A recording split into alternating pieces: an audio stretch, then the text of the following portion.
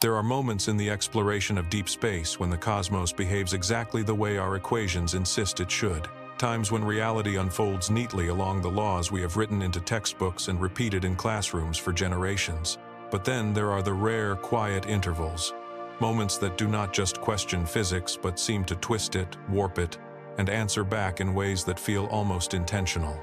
And Voyager, 1, the most distant human-made object that has ever existed, has just gone through one of those moments. For nearly half a century, Voyager has been drifting farther and farther from home, slipping beyond the sun's magnetic reach past the protective shield of the heliosphere into a region so hostile, so unimaginably cold, so flooded with cosmic radiation that no machine was ever designed to keep working there. And yet, against every reasonable expectation, Voyager is still talking to us. But this time, something out there talked back. It was not random noise. It was not static. It was not plasma wave interference or leftover solar activity bleeding through the darkness. It was structured, patterned, and responsive, a signal that behaved as though it were acknowledging Voyager's presence, or worse, studying it. If the universe were a vast ocean, Voyager would be a lone message in a bottle drifting on the waves. And what appears to have just happened feels like something or someone found that bottle, opened it, and began writing a reply. Tonight, we are going to unravel the story of how a 45-year-old spacecraft, held together by fading plutonium and ancient processors, made contact with something that acts like an advanced object, something far beyond the edge of our solar system, far outside the predictions of our physics, and far beyond anything the space agency ever planned for. And once you truly grasp each stage of Voyager's journey, from Jupiter's storms, Saturn's rings, Uranus's tilt, Neptune's diamonds, and the interstellar void itself, you will understand why this new signal is not just strange, it is terrifying. Voyager 1 was never expected to survive this long. When it launched in 1977, its mission was straightforward: reach Jupiter, reach Saturn, send back data, capture photographs, then fade into irrelevance as its instruments shut down one after another. It was supposed to be a visitor, not a survivor. But what happened next turned a short planetary tour into the longest-running scientific experiment in human history.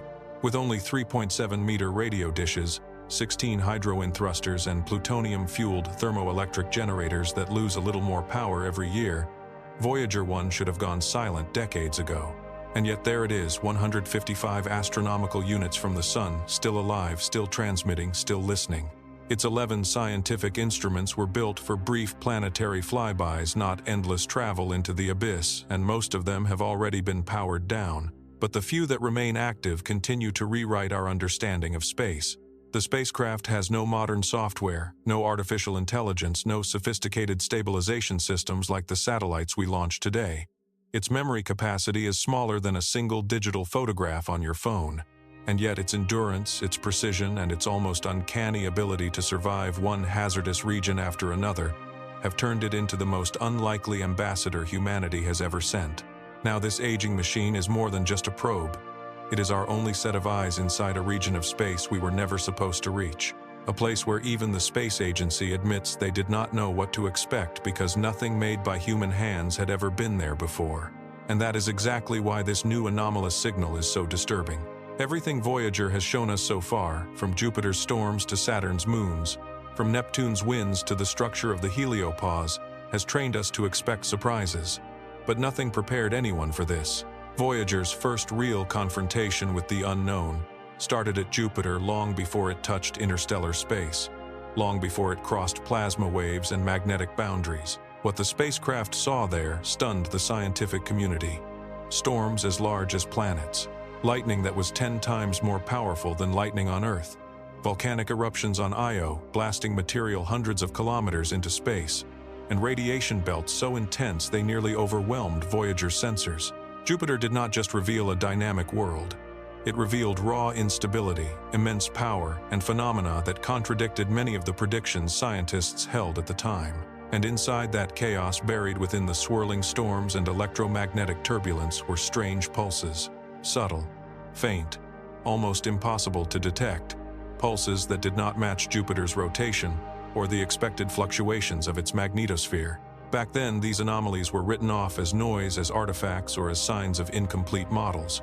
But today, knowing what we now know about the new signal, many engineers are digging back into those archived data streams. Because Voyager's first brush with the unknown may not have happened in interstellar space at all, but right there at Jupiter, where the universe first hinted that it could generate patterns we did not understand. And if that was the hint, then what Voyager detected 4 decades later may be the answer. Saturn was Voyager, one's final planetary encounter, the last world it would ever see before being slung permanently toward the interstellar dark. The flyby was breathtaking. The rings revealed wave patterns and gravitational resonances, while Titan's thick smog-filled atmosphere concealed a landscape that would not be visited again for decades. But Saturn also marked the moment when Voyager 1 officially entered a path no other spacecraft would follow. As it swept past the rings and the pale moons shining around the planet, Voyager shifted from a planetary mission to a cosmic exile. The sun grew dimmer, signal delays stretched longer, the temperature plunged, and the solar wind's influence weakened with every kilometer Voyager traveled. What the spacecraft left behind was the familiar, the rhythm of the planets, the relatively predictable behavior of the inner solar system. What it entered was something completely different. A region where the solar system's magnetic shield thins out, where radiation intensifies, where plasma grows chaotic, where almost nothing behaves the way any model had predicted. Saturn was not just a milestone, it was the last checkpoint before Voyager stepped into the realm of the truly unknown. And with what we now know, Saturn's farewell feels strangely symbolic, the final moment of cosmic order before the universe revealed its true complexity.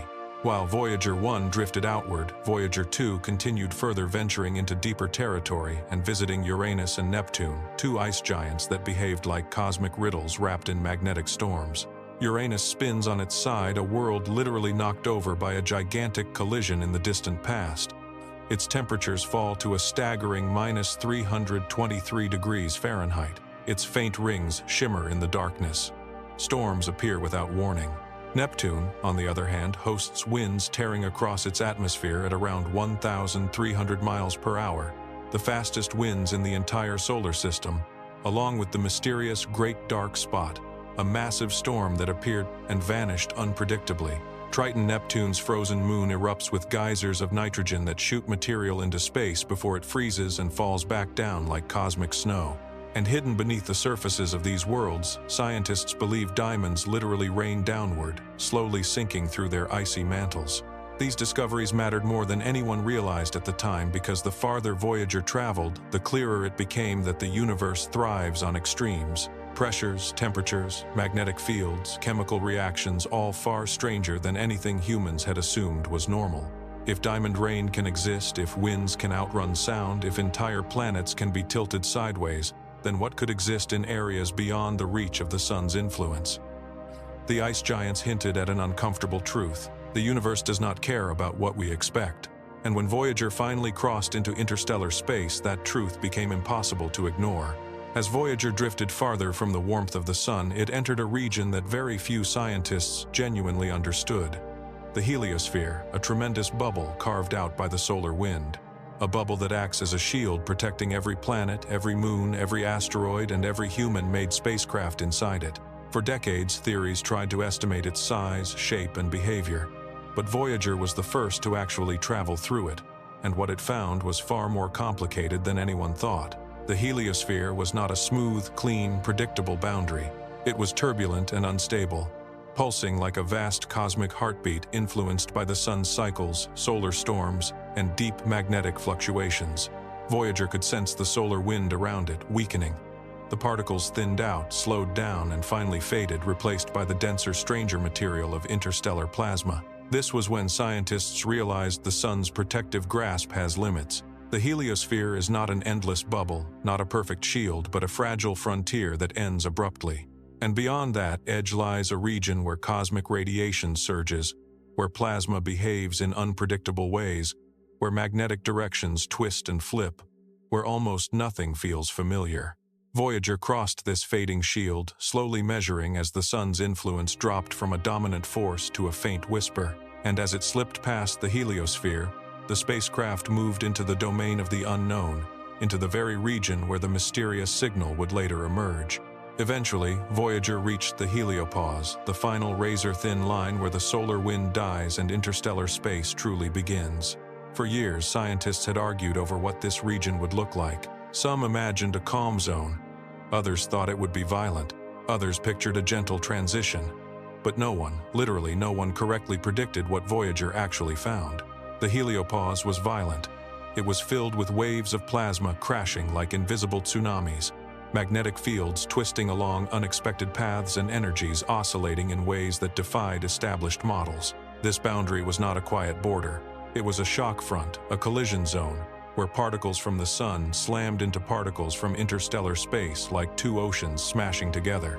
Voyager detected extreme pressure, unsettling fluctuations and plasma oscillations that hinted the interstellar medium was far denser and far more structured than anyone had imagined. It became clear that the heliopause was not just a line to cross. It was a threshold, the dividing line between the familiar physics inside the solar system and the alien physics beyond it. And when Voyager stepped into interstellar space, its instruments did not report calm or stability. They showed something that looked eerily like communication: rhythmic pulses, organized oscillations, patterns that repeated. At first, the space agency assumed these were natural. Today, in the wake of the new signal, those early assumptions are being challenged for the very first time.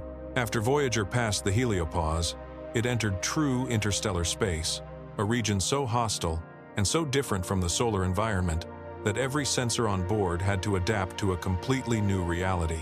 The sun's magnetic field went quiet. Radiation levels climbed. Cosmic rays arrived in relentless streams, each particle a fragment of distant cataclysms. Dead stars, collapsing suns, ancient supernova debris racing through space at terrifying energies. Interstellar plasma moved like an invisible ocean, dense and cold, pushed and pulled by magnetic forces. Voyager's instruments were only barely able to interpret. This space was not empty at all. It was filled with structure, with currents, with pressure waves and turbulence, with enormous fluctuations that felt almost alive. For the first time in history, humanity was receiving live data from beyond the solar system, and what Voyager sent back shocked scientists. Interstellar space was louder, more energetic, and far more organized than anyone had expected. Plasma waves formed natural harmonics oscillating at frequencies that changed with eerie regularity. Magnetic fields shifted as though they were reacting to something unseen. Cosmic rays arrived in complex patterns instead of simple random streams. Drifting alone in the darkness, Voyager became the first human-made object to witness the true environment of deep space, a realm where physics is harsher, stranger, and more extreme than any computer simulation had ever predicted. PHN 12. DNGC Kodathan Truthan Kia Koa. Voyager's plasma wave instrument, a piece of 1970s engineering, turned out to be the key to understanding the interstellar medium and the key to spotting anomalies. Plasma waves are not sound in the usual sense, but their frequencies can be translated into audible tones, creating eerie space recordings. The space agency sometimes shares with the public. But what scientists did not share were the strange harmonics Voyager detected at specific intervals. Harmonics that hinted at patterns far more complex than random turbulence. The plasma waves pulsed at regular intervals, forming structures that repeated over months, sometimes even over years. They shifted suddenly, as if reacting to some external presence, something large, energetic, and organized. At the time, the space agency cautiously described these anomalies as unexpected plasma behavior. Now, with the new signal captured, many suspect these harmonic patterns were not just waves. They were early warnings, hints that something massive or advanced was near Voyager, something not accounted for in any existing astrophysical model. The plasma did not simply react, it responded, and that response would grow stronger in the years that followed. Voyager's plasma wave instrument, a piece of 1970s engineering, turned out to be the key to understanding the interstellar medium and the key to spotting anomalies. Plasma waves are not sound in the usual sense, but their frequencies can be translated into audible tones, creating eerie space recordings. The space agency sometimes shares with the public. But what scientists did not share were the strange harmonics Voyager detected at specific intervals. Harmonics that hinted at patterns far more complex than random turbulence. The plasma waves pulsed at regular intervals, forming structures that repeated over months, sometimes even over years. They shifted suddenly as if reacting to some external presence, something large, energetic, and organized. At the time, the space agency cautiously described these anomalies as unexpected plasma behavior. Now, with the new signal captured, many suspect these harmonic patterns were not just waves. They were early warnings, hints that something massive or advanced was near Voyager, something not accounted for in any existing astrophysical model. The plasma did not simply react, it responded, and that response would grow stronger in the years that followed. Years into its interstellar journey, Voyager picked up a faint, constant vibration, an ultra-low frequency hum that seemed to fill interstellar space. It was not coming from the spacecraft itself. It was not from the sun. It was not from nearby stars or any kind of radio interference. It was the background resonance of the galaxy, the Milky Way quietly singing. Scientists had expected this hum to be smooth and relatively uniform, but Voyager heard something different. The hum fluctuated, sometimes rising, sometimes falling, sometimes shifting quickly as if influenced by something massive moving through the interstellar medium. These changes were subtle, but they were real. They appeared when no solar storms were happening, when no known cosmic events were active, when nothing expected could account for them. And now, looking back, these fluctuations seem to line up with the periods leading up to the new anomalous signal. The hum may not have been mere background noise. It may have been the first sign that Voyager was not truly alone out there. Voyager's hydrogen thrusters have slowly degraded over decades. Even so, they stayed functional far beyond their original design life. Then, years after crossing into interstellar space, something odd began happening. The thrusters started behaving unexpectedly, shifting slightly in timing, responding to commands with delays that did not fit any standard mechanical explanation. Engineers chalked it up to aging hardware, internal pressure loss, or wiring problems. But the anomaly became more unsettling when the thrusters appeared to correct themselves on their own without commands, realigning Voyager's antenna toward Earth with a level of precision no failing system should have. If the spacecraft had started drifting or tumbling, it should have permanently lost its stable communication link. But it did not drift. Voyager stayed locked onto Earth more reliably than before. Something was stabilizing it. Something external, something interacting with its position or with its magnetic environment. For a while, engineers dismissed this as coincidence until the new signal forced them to reconsider everything. Around the 40-year mark of its mission, Voyager recorded magnetic field distortions that baffled scientists. These distortions lasted for weeks. They appeared suddenly and disappeared just as suddenly. They did not match solar storms, interstellar shocks, or cosmic ray events. They looked almost artificial, smooth, gradual changes in magnetic orientation, as if the spacecraft had moved through an engineered field instead of a natural one. One scientist compared it to passing through the wake of something large, but at the time, no one wanted to use words that hinted at an object. Today, those distortions seem much less harmless. With the new signal now pointing toward the presence of an advanced object, many believe Voyager may have passed near something with a magnetic structure far too complex to be natural. An artifact, a vessel, or something operating in deep space with a magnetic footprint big enough to distort the surrounding plasma. And then it happened. The anomaly that caused the deep space network to go silent.